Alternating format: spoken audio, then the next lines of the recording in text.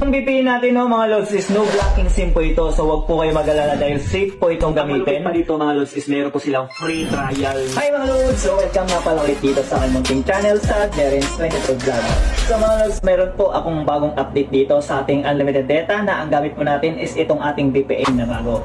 So mga lods, tapusin nyo itong video na to dahil meron po akong mga tips na ibabahagi sa inyo at sigurado po kayong makakatipid po kayo dito. Sa mga Globe, TM at Smart Sun at Talking Text para po to sa inyo. So, tapusin nyo to para po makatipid po kayo. Paki-like and subscribe nga pala at paki-pindot na rin yung notification bell natin para updated po kayo pag meron po tayong mga bagong upload. At paki-share na rin para marami po tayong matutulungan na nangangailangan ng unlimited data. So, bago tayo mag-start is mag-intro muna tayo.